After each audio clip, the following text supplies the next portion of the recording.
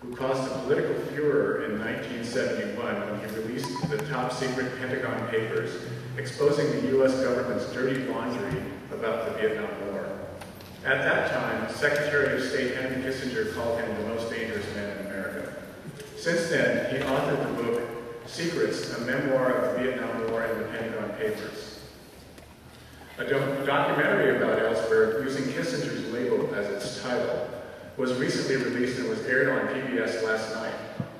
How many people watched it? He remains an ardent peace activist. Please welcome Dr. Daniel Ellsberg.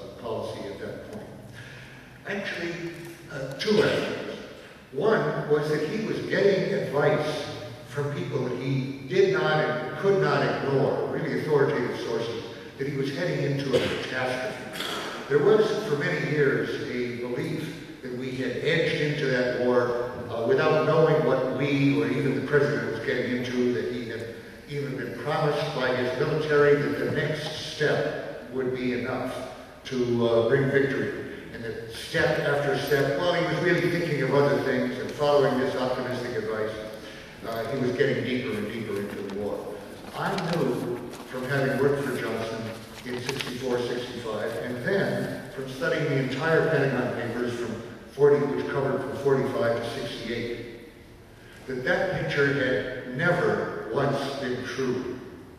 The military had never told any president that this next step would be sufficient to achieve victory. Sometimes the message of the Pentagon Papers is misstated very often.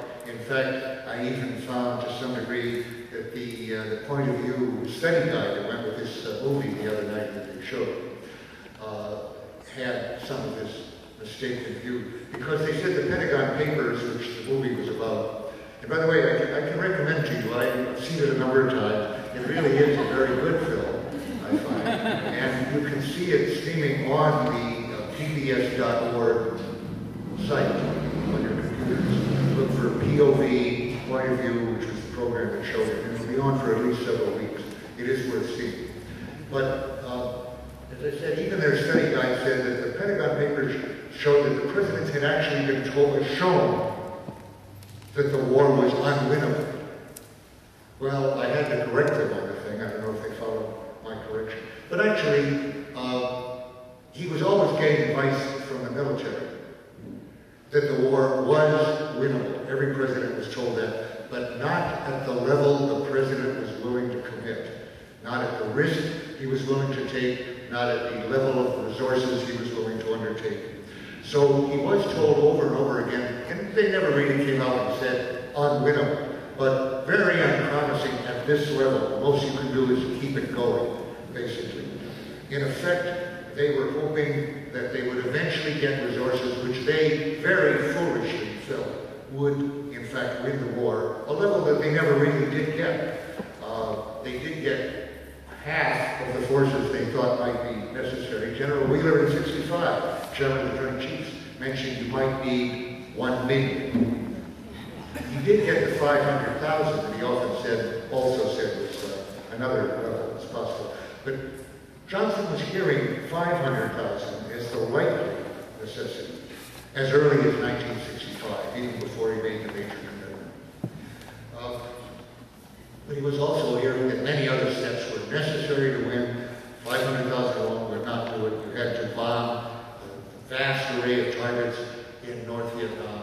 You had to mine Haiphong. You had to invade the sanctuaries in Laos and Cambodia, and possibly also invade North Vietnam. These were things that Johnson actually was not willing to do because they very clearly carried a risk of war with China, which would inevitably be a nuclear war.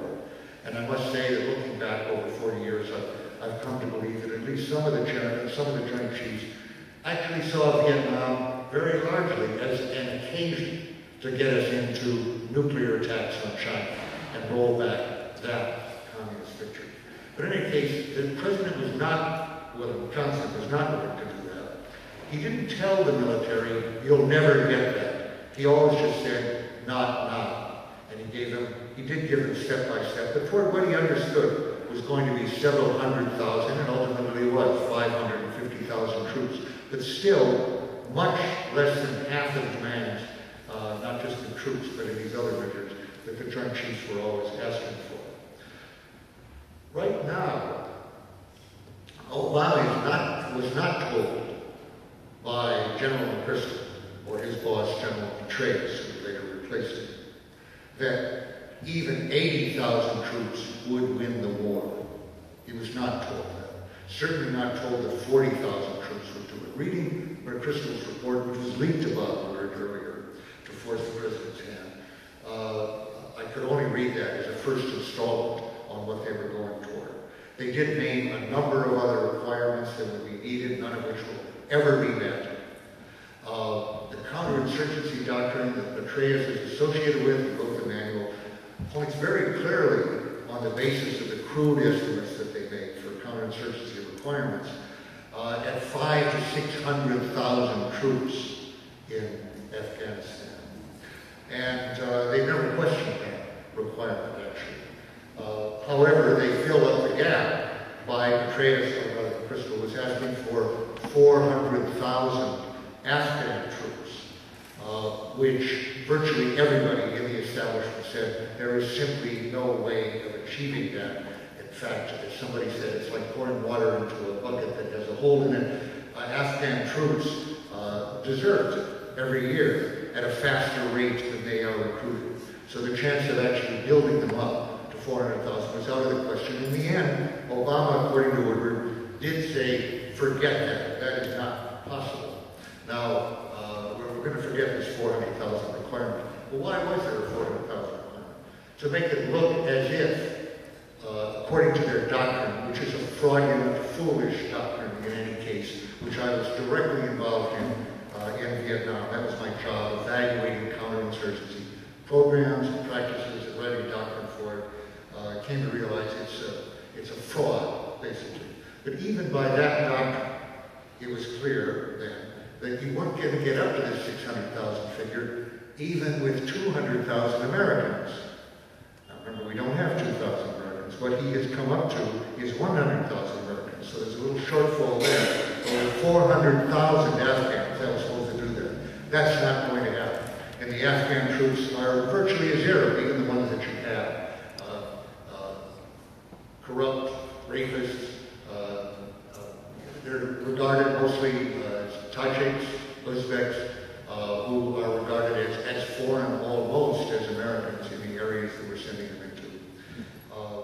They're not there.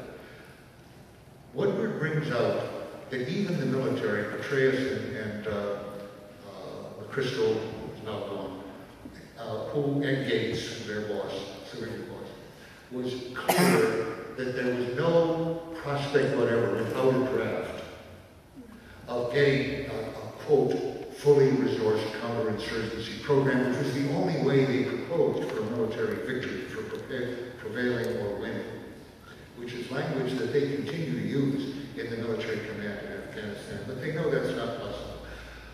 I'd say the most significant quote in that book, and I think it's a direct quote, and Woodward explains that either it was said directly to him, direct quotes, quotations, or to someone who he's quoting, who heard it directly from Petraeus. This context of this suggests strongly that it was said by Petraeus to Woodward. If not. And the quote is, I wish I had the book here to give it to you exactly, but it's pretty much this, toward the end of the book. This is not a fight that you win. This is a fight that you keep fighting it. And he goes on to say, I think we should think of this as something we fight throughout our lifetime and probably our kids' lifetime. I think that is, in fact, a candid description of what he has in mind, of what Petraeus, who Obama has now made our commander in Afghanistan, does have in mind, which is a fight that goes on not for 2 years, not for 5 years, and not for 10 years. Kid's lifetime, is he kidding? No, he's not kidding. He's talking 30, 40, 50 years. Remember that McCain during the campaign was kind of mocked for having mentioned 100 years as a possible time in Iraq. And then he explained, well, I don't mean fighting, I mean like the 60 years we spent in Germany and France.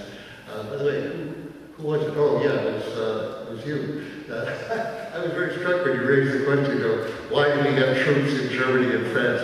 When you started that sentence, I thought you were going to say, why do we have troops in some country that even I hadn't heard of? And so I kind of jumped over when you said Germany and France. It's a very good question. Why do we have troops in Germany and France? The Cold War ended, such as it was, but it ended 20 years ago, and so forth. And there they are. But, so we've had those troops there, and we're hearing more and more that as an example of what we should accept and expect in Iraq and Afghanistan in terms of our bases. The idea is they won't be fighting any more than Germany or Japan. The difference, of course, is that for reasons that I've begun questioning myself more and more why the difference is quite this striking. Not one American soldier was attacked as a political measure in Germany or Japan either from day one of the occupation. Zero. There was no counterinsurgency. There was no pacification. The war was over. It was an occupation. No comparison, whatever, with what we're talking about we're facing in Vietnam or Iraq or Afghanistan or the other countries we're increasingly covertly involved in, like Pakistan and Yemen and Somalia. Totally different. In other words, is McCain right that we're going to spend 100 years there not getting shot at and not shooting? No. 100 years, yes. Non-conflict, no. Are Americans ever going to be accepted in permanent occupation of Iraq or Afghanistan?